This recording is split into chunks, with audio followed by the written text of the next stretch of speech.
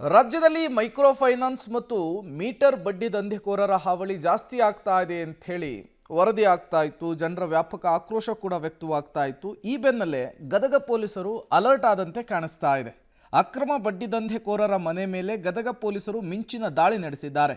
ಗದಗದ ಬೆಟಗೇರಿಯ 15 ಕಡೆ ದಾಳಿಯನ್ನು ನಡೆಸಿದಂತಹ ಪೊಲೀಸರು ಮೀಟರ್ ಬಡ್ಡಿ ದಂಧೆಕೋರರ ಮನೆಗಳಲ್ಲಿದ್ದಂತಹ ಅಪಾರ ಪ್ರಮಾಣದ ಹಣವನ್ನು ಸೀಸ್ ಮಾಡಿದ್ದಾರೆ. ಗೋಣಿ ಚೀಲ, ಹಿಟ್ಟಿನ ಡಬ್ಬಿ ಹೀಗೆ ಎಲ್ಲಂದರಲ್ಲಿ ಕಂತೆ ಹಣವನ್ನು ಪೊಲೀಸರು ಪತ್ತೆ ಹಚ್ಚಿದ್ದಾರೆ. ಈ ಮೊತ್ತವೇ ಬರೋಬ್ಬರಿ 1 ಕೋಟಿ ರೂಪಾಯಿ ದಾಟಿರಬಹುದು ಅಂತ ಅಂದಾಜಿಸಲಾಗ್ತಾ ಇದೆ. ಅಕ್ರಮ ಬಡ್ಡಿ ದಂಧೆಕೋರರ ಮನೆ ಮೇಲೆ ದಾಳಿ ಮಾಡುವ ಮೂಲಕ ಗದಗ ಪೊಲೀಸರು ಬಿಸಿ ಮುಟ್ಟಿಸಲಿಕ್ಕೆ ಮುಂದಾಗ್ತಾ ಇದ್ದಾರೆ. ಯಾರ್ಯಾರು ಈ ಬಡ್ಡಿ ದಂಧೆಯನ್ನೇ ಕಾಯಕ ಮಾಡಿಕೊಂಡಿದ್ರು ಅಂಥವರಿಗೆ ಶಾಕ್ ಕೊಡಲಿಕ್ಕೆ ಮುಂದಾಗಿದ್ದಾರೆ.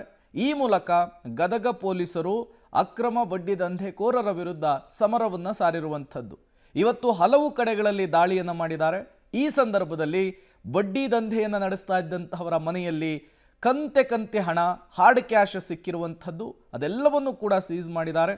ಬಡ್ಡಿ ದಂಧೆಕೋರರ ಮನೆಯಲ್ಲಿ ಸಿಕ್ಕಿರುವಂತಹ ಹಾರ್ಡ್ ಕ್ಯಾಶೇ ಹತ್ತತ್ರ 1 ಕೋಟಿಗೂ ಮೀರಿದೆ ಅಂತ ಅಂದಾಜಿಸಲಾಗ್ತಾ ಇದೆ.